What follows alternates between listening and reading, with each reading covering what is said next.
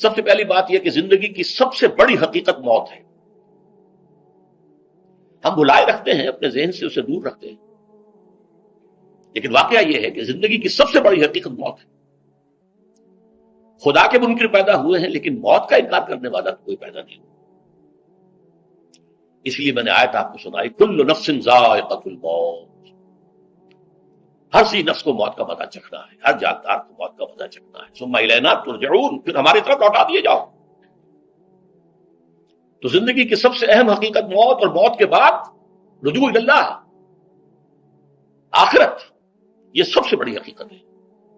ایک حقیقت سب مانتے ہیں، سب جانتے ہیں، دوسری حقیقت کے اوپر پردہ پڑا.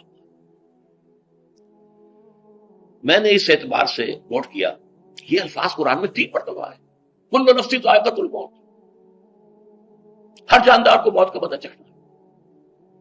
انبیاء اس سے مستثنا نہیں رہے، رسول اس سے مستثنا نہیں رہے، اولیاء اللہ مستثنا نہیں رہے.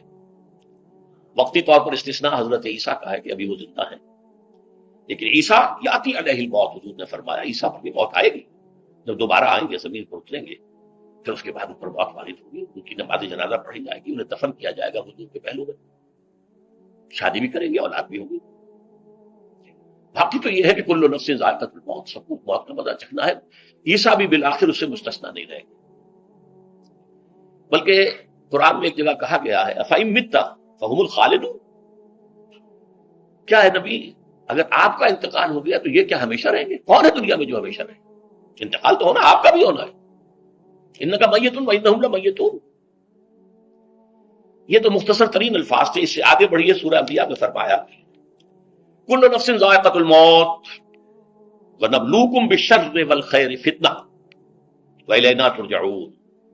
ہر جاندار کو موت کا مزہ چکھنا ہے، اور اس سے پہلے پہلے ہم تمہیں آزماتے رہیں گے، خیر کے ذریعے بھی، بھلائی دے کر، صحت دے کر، دولت دے کر، اولاد دے کر، شہرت دے کر، اور برائی کے ذریعے سے بھی، تنگ دستی دے کر، بے عزتی دے کر، اہانت دے کر، ذلت دے کر. وَإِلَيْنَا تُرْجَعُونَ، اور پھر ہماری طرف لوٹائے جاؤ گے. یہ وہ دوسری حقیقت جو میں نے کہا کہ جس پر پردہ پڑا ہوا ہے، بہت بڑا پردہ. لوگ یہی سمجھتے ہیں کہ یہی دنیا کی زندگی ہے. قرآن کہتا ہے ان الدار الآخرۃ لہی الحیوان لو کانوا یعلمون، یہ تو آخرت والی زندگی ہے جو اصل زندگی ہے، کاش کہ انہیں. اس سے بھی زیادہ تفصیل سے یہ آل عمران میں آئی ہے کل نفس ذائقۃ الموت وانما توفون اجورکم یوم القیامہ.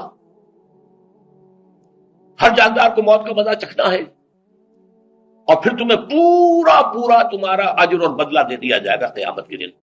سب سے پہلی بات یہ کہ زندگی کی سب